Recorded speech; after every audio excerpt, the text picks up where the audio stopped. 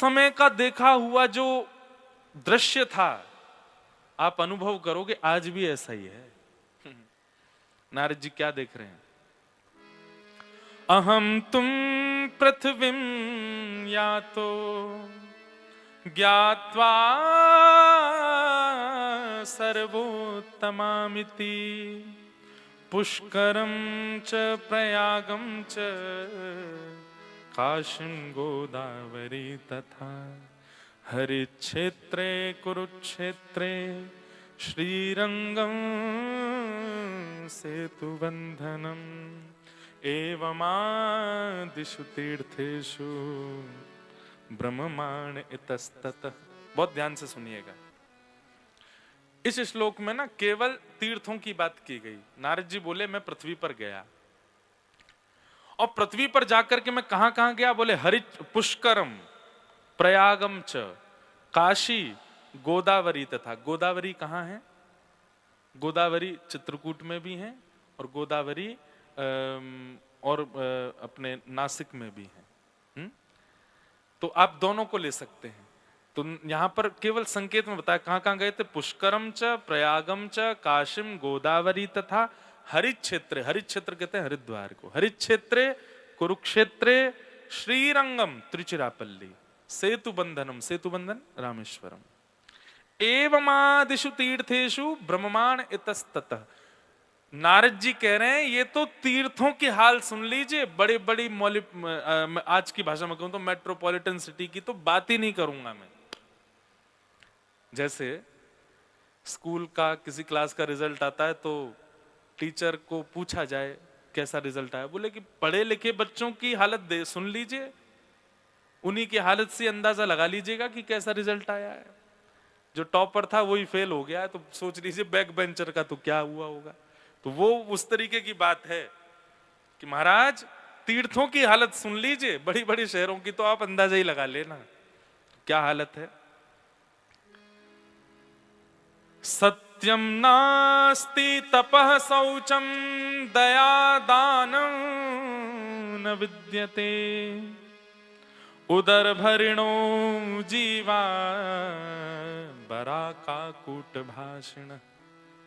बहुत सावधानी से सुनो क्या कह रहे हैं। पहली बात, सत्यम नास्ति। संसार में सत्य नहीं है, कोई सत्य नहीं बोलता, सब झूठ है। झूठ से ही शुरुआत, झूठ से ही विश्राम। कभी कभी मुझे लगता है कि हम सबको एक काउंटर लेना चाहिए। काउंटर मिलते हैं दुकानों पे, लोग बाग उसको नाम जप के लिए रखते हैं, पर हम सबको रखना चाहिए। और हर महीने अपने आप को एनालाइज करना चाहिए। उस पर बस ये कर देना, जो नंबर्स जहां आते हैं ना वहां पर एक टेप लगा देना, व्हाइट टेप, ताकि वो नंबर्स दिखे ना, और उसको आप अपनी उंगली में छुपा के रखो। जब झूठ बोलो तब दबाओ, जब झूठ बोलो तब दबाओ। और हर महीने की अंतिम तारीख पर जिस प्रकार सीए आपकी पूरी फाइल बनाता है, ऐसे ही टेप हटा के देखो कितनी बार बोला। आप देख करके शॉक्ड हो जाएंगे। 30 दिन में मैं इतना झूठ भूल गया। ये रहा एक महीना। असत्य के लिए काउंटर लगाइए, फिर 0 कर दीजिए। नेक्स्ट मंथ से क्रोध के लिए काउंटर लगाओ। कितनी बार आता है? 30 महीने, 30 दिन में। और वो सब एक जगह लिखते जाओ। आदमी अपना बीपी मेंटेन करता है, शुगर मेंटेन करता है, पर जो सबसे ज्यादा मेंटेन करने वाली चीज उसको कोई नहीं करता। क्रोध, काम, ईर्ष्या। आपको कब कब ईर्ष्या होती है? किसी की आपने अच्छाई सुनी और आपके मन में आया क्यों बोल रहा है, मुझे अच्छा नहीं लग रहा है, क्यों उसकी प्रशंसा कर रहा है, लेकिन काउंटर दबाओ। एक महीना केवल ईर्ष्या के नाम, देखिए फिर कितनी ईर्ष्या हुई आपको इस महीने में। आप सोचोगे हे यमराज खुले रखना, द्वार न रखे। जो मेरी हालत चल रही है ना, कंडीशन तो बहुत विचित्र है। मैं एक बार करके देख चुका हूं अपने साथ, इसलिए मैं आपको बता रहा हूं। बहुत भयावह लगेगा आपको। आपको लगेगा इतना तो मेरा बीपी वो नहीं होता फ्लक्चुएट जितना मेरा क्रोध होता है, जितना मेरा काम होता है, जितना मेरा लोभ होता है, जितना मेरा असत्य होता है। सत्यम नास्ति। नारद जी बोले पृथ्वी पर कोई सत्य ही नहीं बोलता, सब झूठ बोलते हैं। फिर तपह नास्ति। तपह मतलब कलयुग में तप को, भजन को ही तप कहते हैं। तपह नास्ति, भजन के नाम पर केवल आडंबर किया जा रहा है। नारद जी कहते हैं अच्छा ये जो बातें यहां कही जा रही हैं इनमें भी परसेंटेज है, ऐसा नहीं कि 100% ऐसा ही है। हाँ, ज्यादातर परसेंटेज इस कंडीशन की है जो नारद जी कह रहे हैं। पहला सत्यम नास्ति, सत्य नहीं बोलते। दूसरा तपह नास्ति, कहते तो हैं दिखावे के लिए कि मैं कथा सुनता हूं, मैं वहां जाता हूं, मैं बद्रीनाथ जाता हूं, मैं ये करता हूं, मैं तिलक लगाता हूं, ऐसे रहता हूं, कंठी माला पहनता हूं, पर नहीं, अंदर से नहीं है वैसे, कहीं ना कहीं शो ऑफ ज्यादा है। तपह नास्ति, सत्यम नास्ति, तपह नास्ति, शौचम नास्ति। शौच किसको कहते हैं? पवित्रता को। भारत बहुत अच्छा देश है, यहाँ पे लोग शुद्धता का तो बहुत ध्यान रखते हैं, 2 बार नहाते हैं दिन में, पर पवित्रता पे बिल्कुल ध्यान नहीं देते। तन को साफ बना लेंगे, लेकिन राष्ट्र की बात आ जाए, देश की बात आ जाए, तो स्वच्छ भारत अभियान चलाने वाली पॉलिटिकल पार्टी को वोट तो देते हैं, पर उसके एजेंडा पर कभी काम नहीं करते, खुद ही गंदगी मचा रखी है। सत्यम नास्ति, शौचम नास्ति। और देखिए ये सारी बातें कहां की कही जा रही हैं? तीर्थ क्षेत्रों की कही जा रही हैं। आज भी ऐसा ही है। कुंभ लगा था महाप्रयाग, अभी मैं भी गया था एक दिन के लिए, जैसे तैसे पहुंचा। कल परसों मुझे कहीं खबर में पढ़ रहा था, उस पर रील पे आ रही थी कि उसका पानी का जो वो लेवल है वो ऐसा हो गया है कि आपको खुजली हो सकती है, आपको ये हो सकता है, वो हो सकता है, आदि आदि, जो भी कारण चाहे जो भी रहा हो। हम लोग सरकार पर आसरतू हैं, हम डिपेंडेंट हो चुके हैं कि हमने इनको जिता दिया, हम तुम्हारे लिए 10 मिनट वोट निकाल के वोट देने गए थे लाइन में खड़े होके, वो 10 मिनट का हम 5 साल तक उनसे रेवेन्यू मांगते हैं। तुम करो, तुम करके दो, तुम्हारे द्वारा हो, हमारा अपना कोई कर्तव्य नहीं। कभी कभी लगता है हम बहुत स्वार्थी हो गए, केवल अपना सोचते हैं, अपने लिए सोचते हैं। और ये आज से नहीं है, ये हमेशा से। नारद जी को तो तब दिख रहा था 5000 साल पहले। सत्यम नास्ति, तपह नास्ति, शौचम नास्ति, दया दानम न विद्यते। दया नहीं है लोगों में, दया भी केवल आडंबर के रूप में करते हैं। दानम न विद्यते। आज मुझे एक व्यक्ति ऐसा बता दीजिए जो बहुत बड़ी संख्या में दान करता हो और अपना नाम कहीं भी आगे ना आने देता हो। भले ही वो उसको गुप्त दान का नाम देता होगा, लेकिन सीए से जाके बोल देता होगा मेरे दान की वो तो बना देना, कहीं ना कहीं इसको एडजस्ट करो, दिखा दो भाई मैं इतना दान करता हूं। वहां पर भी सही आपको दिखाना तो पड़ता है ना, आपको कहीं ना कहीं तो आप रेवेन्यू उसका चाहते हो ना। दानम नास्ति। नारद जी महाराज बोले भैया केवल एक उद्देश्य है मानव का, क्या? उदर भरणो जीवा। एकदम कटु सत्य बात कह रहे नारद जी। क्या? केवल पेट भरना चाहिए, इसके लिए जी रहा है। चाहे वो संत हो, महंत हो, पॉलिटिशियन हो, चाहे वो बिजनेसमैन हो, चाहे वो जॉब करने वाला हो, सबका एक ही उद्देश्य है, उदर भरणो जीवा। मेरा पेट कैसे भरेगा और उसके लिए मैं कुछ भी करूं। आप कहोगे महाराज जी तो फिर और क्या करें, पेट तो भरना ही है, कैसे भी भरे। पर कई बार आप सोचेंगे, विचार करेंगे कि पेट सामान्य रूप से भी भरा जा सकता है, पर हम सब एक्स्ट्रा झूठ, एक्स्ट्रा असत्य, एक्स्ट्रा जो करते हैं ना, वो आवश्यक नहीं होता, फिर भी करते हैं। उदर भरिणो जीवा। और उसको भरने के चक्कर में और कुछ भी विचार नहीं करते। और नारद जी ने बहुत कुछ देखा यहाँ पे, अगर मैं इसी पे बोलने लग जाऊं पूरा टाइम निकल जाए। नारद जी ने क्या क्या देखा। मंदा सुमंद मतयो मंद भाग्या ह्युपद्रुता, पाखंड निरता संतो विरक्ता सपरिग्रहा, तरुणी प्रभुता गेहे श्यालको बुद्धिदायक, कन्या विक्रयणो लोभा दंपति नाम च कलकनम। बहुत कुछ है। नारद जी महाराज क्या कह रहे हैं? कन्या विक्रयणो लोभात। ये इस विषय पर मैं थोड़ा प्रकाश डालूं, ध्यान से सुनना। विवाह नहीं होते हैं। क्या होता है? बोले कन्या विक्रय होता है। और वो विक्रय भी कैसे होता है? पति जो होने वाले लड़का है, जो जिससे ब्याह हो रहा है, उसकी एजुकेशंस के या फिर उसकी प्रॉपर्टीज या उसके धन के भाव से आंकलन किया जाता है। जैसे भैया नहीं रुकी हूं, बेटा से बोलते हैं बचपन से ही पढ़ ले। क्यों पढ़ ले? अच्छे घर की लड़की ब्याह नहीं करेगी फिर तुझसे। मतलब आप उसको पढ़ाई इसीलिए रहे हो कि ब्याह अच्छे घर की लड़की करे तुमसे। अच्छा, फिर आप तो न्यायालय में बैठती हैं, आपको तो पता ही होगा ज्यादातर केसेस किस बात के हैं? वुमेन एम्पावरमेंट तो है ही एक तरफ कि भाई हमने इतना नहीं दिया और इस वजह से हमारे संबंध टूट गए, पर कहीं ना कहीं विवाह ना होने का कारण यह भी हो जाता है कि हमारा बेटा डॉक्टर है, अमेरिका से पढ़ करके आया, और आप केवल इतना लगाने की बात करते हो। इतना तो हमारे यहाँ नौकर चाकरों के ब्याह में लग जाता है, ये हमारे बेटे के में लगाओगे आप? कम से कम उसके एजुकेशन के हिसाब का तो करो। मतलब एजुकेशन किस लिए थी? उसका उद्देश्य क्या था? कि उसकी होने वाली गृहिणी जो है वो अच्छे कुल की तभी आएगी जब वो एजुकेटेड होगा। उद्देश्य बदल गया, आपका कारण ही बदल गया। वहां पर आपने एक प्रकार से ये तो सौदेबाजी की है। यहां पर कॉलेज यूनिवर्सिटी के बच्चे जो होते हैं उन लोगों की बातें ऐसी होती हैं। वो इतनी सुंदर थी, उसने देखो वो छोड़ दिया, उससे ब्याह कर लिया। क्यों कर लिया? बोले पैसा बहुत ज्यादा था, पढ़ा लिखा था, ऐसा था वैसा था, ये नहीं देखा वो नहीं देखा, बस ब्याह किया, ऐसा किया। ऐसी ऐसी बातें होती। तो मतलब उद्देश्य यहाँ ब्याह भी हमारे यहाँ पर पवित्र नहीं है, जिनको पवित्र संबंध कहा जाता है। नारद जी को वो दिखा, और नारद जी महाराज कह रहे हैं तरुणी प्रभुता गेहे।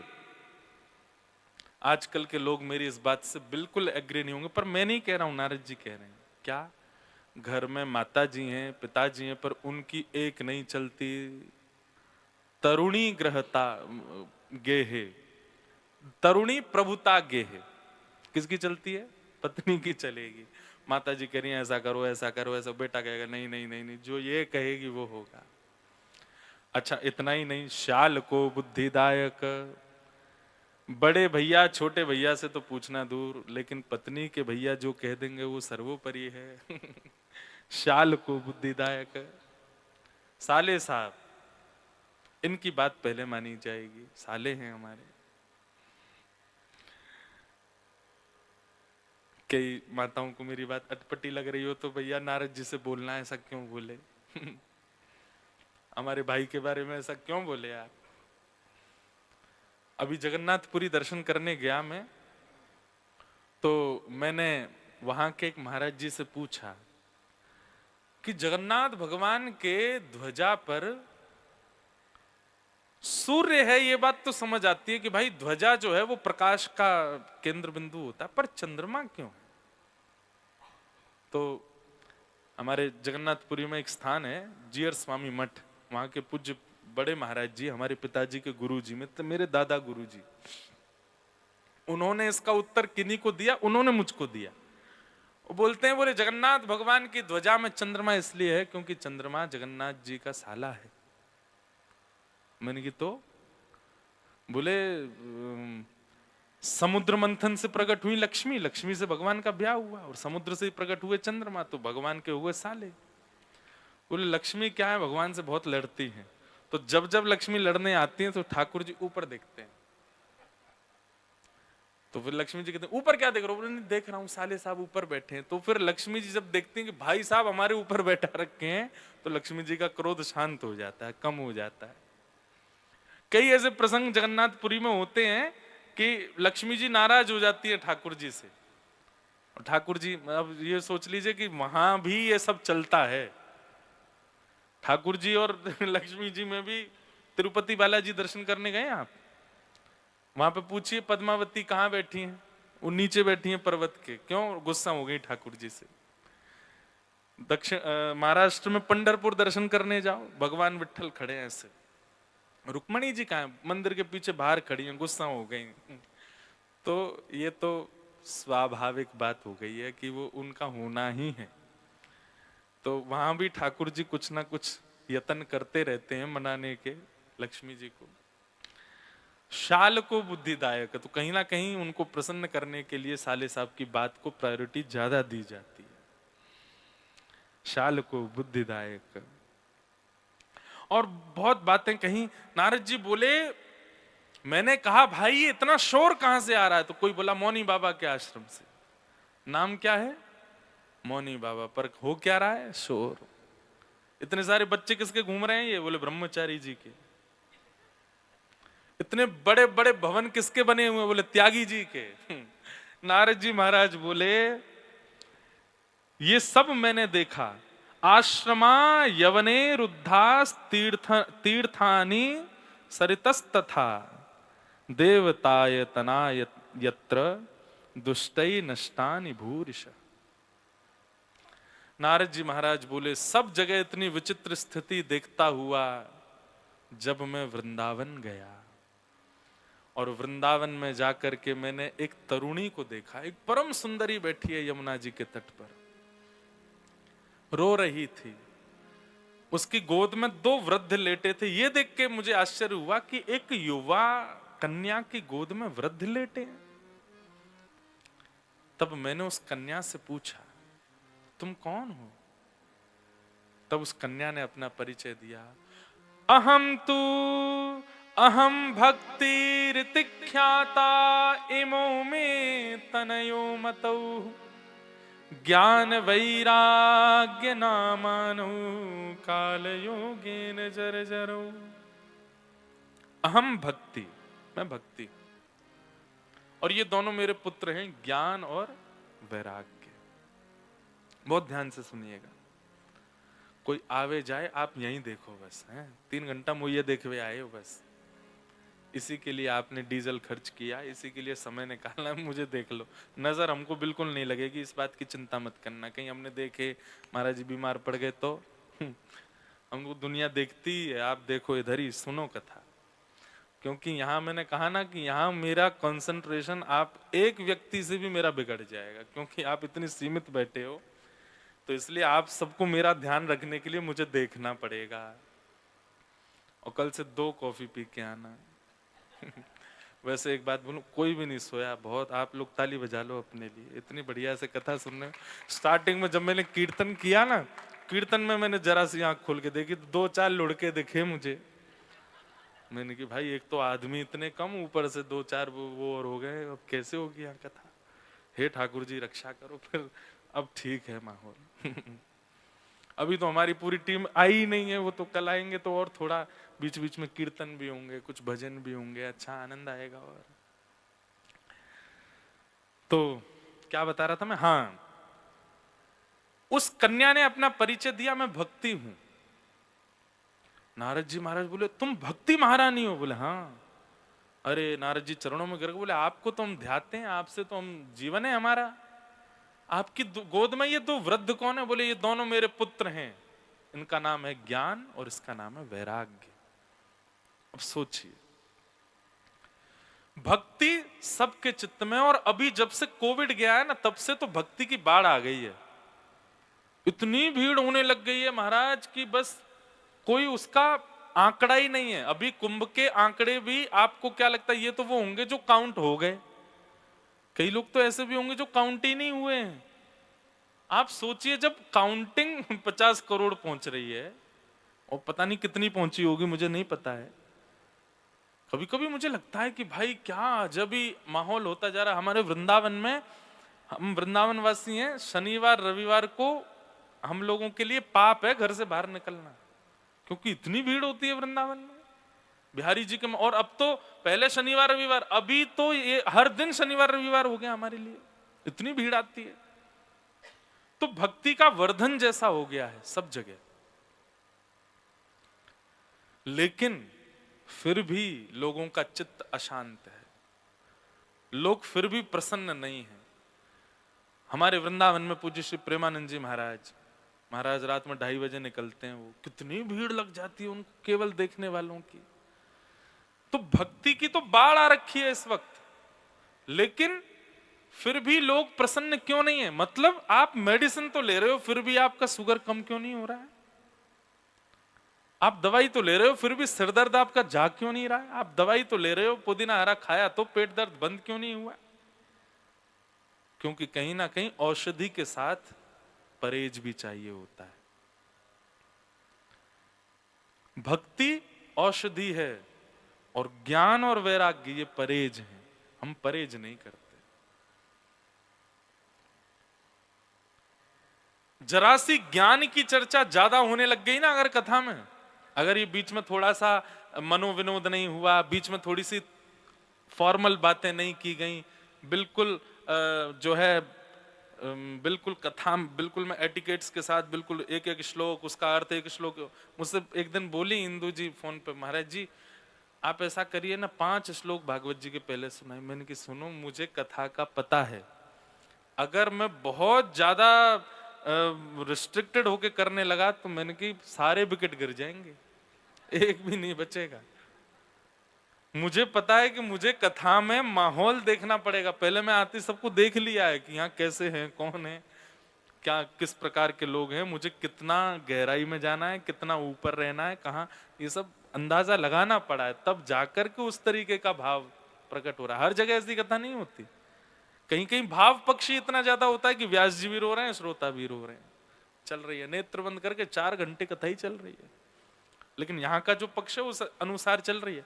तो अगर मैं बिल्कुल वैसे चलूं ज्ञान पक्ष पर, तो आप सबको सुनने में रुचि नहीं होगी। कल आप फिर इंदू जी पूछेंगे आज कथा में क्यों नहीं आए, थोड़े बीमार हो गए थे नहीं आए, लेकिन असलियत तो पता है ना, अरे भाई वहां तो बहुत जोर से नींद आ रही थी। तो भक्ति तो है सबके चित्त में, पर कहीं ना कहीं ज्ञान और वैराग्य नहीं है। इसलिए भक्ति होने के बाद भी, नाम जप होने के बाद भी, कथाएं सुनने के बाद भी, आध्यात्मिक होने के बाद भी आप अप्रसन्न रहते हो। मां यदि है और पुत्र नहीं है तो मां प्रसन्न कैसे रह पाएगी? इसलिए ज्ञान और वैराग्य का होना अति अनिवार्य है जीवन में। और ज्ञान वैराग्य क्या है? आपको बहुत ज्यादा नॉलेज है ये ज्ञान नहीं होता। रावण जब बोलता था तो बड़े बड़े विद्वान मौन होकर सुनते थे, उसकी स्वर लहरियों के आगे बड़े बड़े विद्वान नहीं बोल पाते थे। जब बोलना प्रारंभ करता था हिमालय की चोटियां कांपने लगती थी।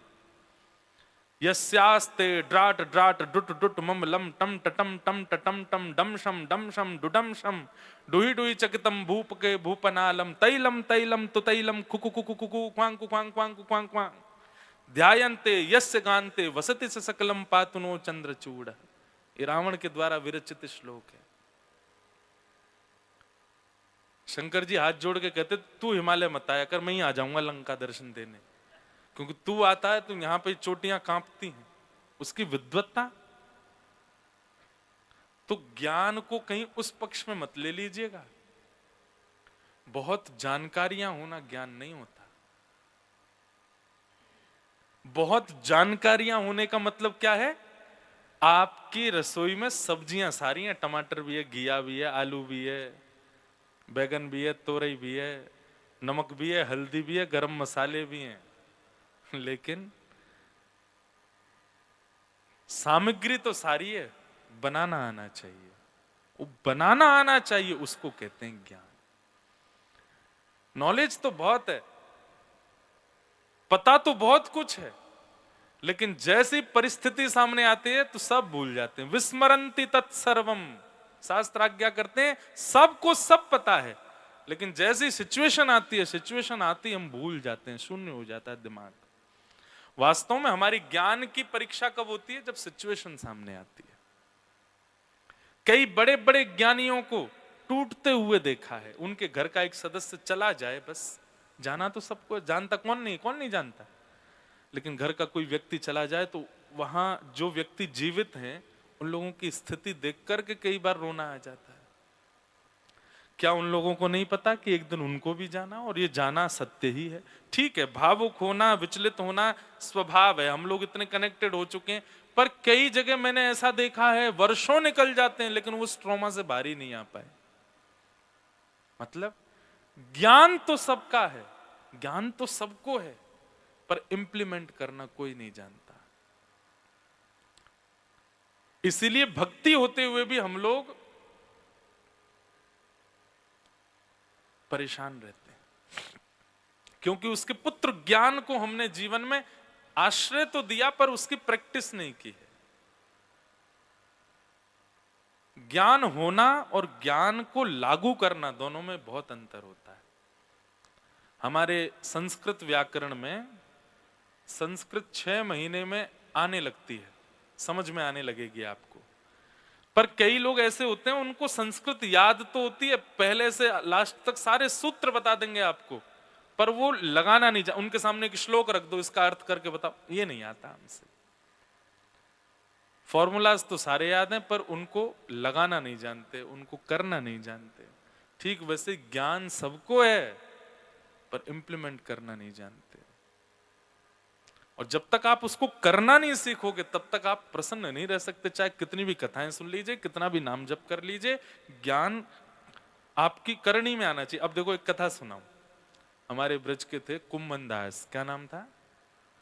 तो कुम्भन दास जी इतने बड़े भक्त थे, इतने बड़े भक्त थे, उनके 7 पुत्र थे। जब कोई उनसे पूछता था, हे कुम्भन दास जी तुम्हारे कितने बच्चे हैं, तो कहते 1.5 बच्चे। कितने? इसको कहते हैं ज्ञान का इंप्लीमेंट। उनसे किसी ने पूछा, हमने देखे तुम्हारे 7 बच्चे, तुम 1.5? और बोले 2 बोल दो, 1 बोल दो, 3 बोल दो, 1.5 कौन बोलता है? 1.5 बच्चे होते कोई?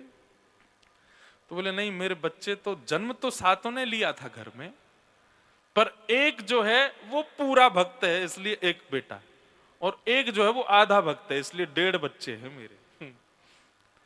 तो किसी ने कहा वो आधा वाला क्या करता है? बोले वो मंदिर नहीं जाता, कथाएं वथाएं नहीं सुनता, गौ सेवा करता है इसलिए आधा भक्त है। कितने बच्चे मेरे? 1.5।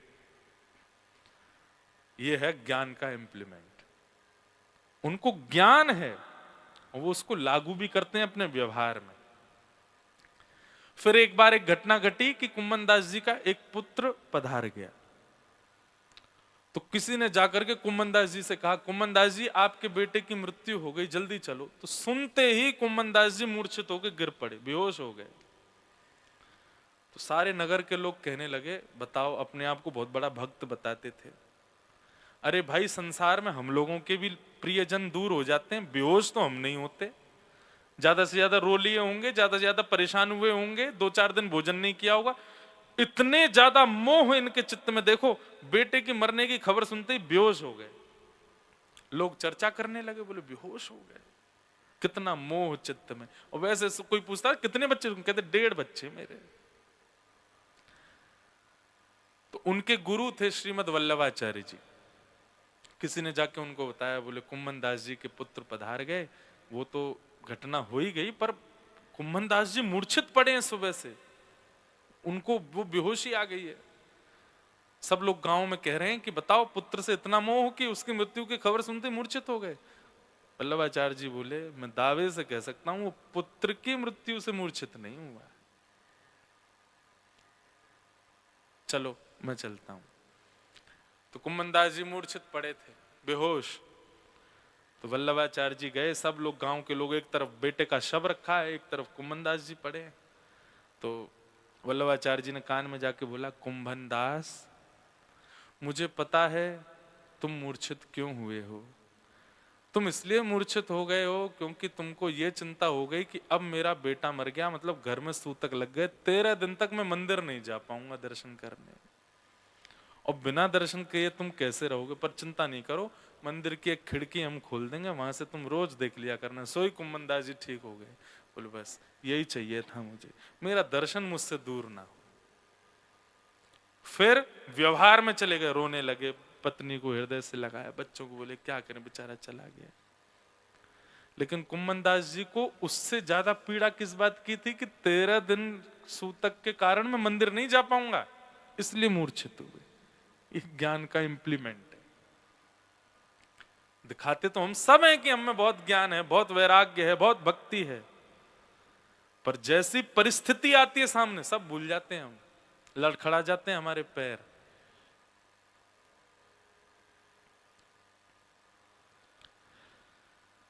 तो भक्ति तो है पर ज्ञान और वैराग्य नहीं, इसलिए भक्ति प्रसन्न नहीं होती।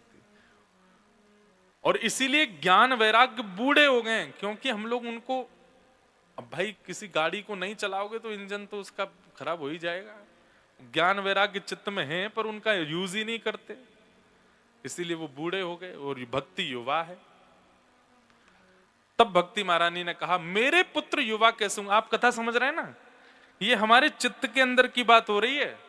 भक्ति महारानी हमारे चित्त में युवा है, लेकिन वो कह रही है मैं खुश तब होंगे जब मेरे पुत्र ज्ञान और वैराग्य में युवा हों। हे नारद जी, ये ज्ञान और वैराग्य कैसे युवा होंगे? इनको युवा करने का कोई उपचार कीजिए, नहीं तो विदेशम गम्यते मया, मैं चली जाऊंगी, मैं इस भूमि को, पृथ्वी को ही छोड़ के चली जाऊंगी।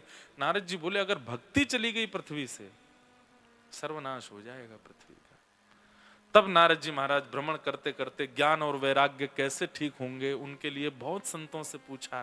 तभी नारद जी महाराज पहुंचे बद्रीनाथ, और बद्रीनाथ में उनको भगवान के प्रथम अवतार का दर्शन हुआ। कौन है भगवान के प्रथम अवतार? सनक, सनंदन, सनातन, सनत कुमार, ये चार भगवान के पहले अवतार। इन चारों से जाकर के नारद जी ने पूछा कि महाराज भक्ति ज्ञान वैराग्य की इस पीड़ा का निवारण कैसे होगा, मुझे ये बताइए। तब उन्होंने कहा देखो 5 प्रकार के यज्ञ होते हैं। कौन कौन से? द्रव्य यज्ञस्तपो यज्ञ, योग यज्ञस्तथा परे, स्वाध्याय ज्ञान यज्ञश्च ते तु कर्म विसूचका। 5 यज्ञ हैं, द्रव्य यज्ञ, तप यज्ञ, योग यज्ञ, स्वाध्याय यज्ञ और ज्ञान यज्ञ। ये सारे यज्ञ किसी ना किसी की पूर्णता करते हैं जीवन में, लेकिन ज्ञान और वैराग्य और भक्ति की पीड़ा को निवृत्त करने के लिए एक ही यज्ञ है, और वो है भागवत की कथा। सत्कर्म सूचको नूनम ज्ञान यज्ञ स्मृतो बुधई, श्रीमद भागवतालाप सतु गीत सुखादिभिः। सुखदेव जी ने जो परीक्षित को भागवत की कथा सुनाई है, यही भागवत की कथा इतनी सामर्थ्य रखती है कि सुनने वाले के चित्त में ज्ञान और वैराग्य जो बूढ़े हो गए हैं, जो शून्य हो गए हैं, वो पुनर्जागृत हो जाएंगे।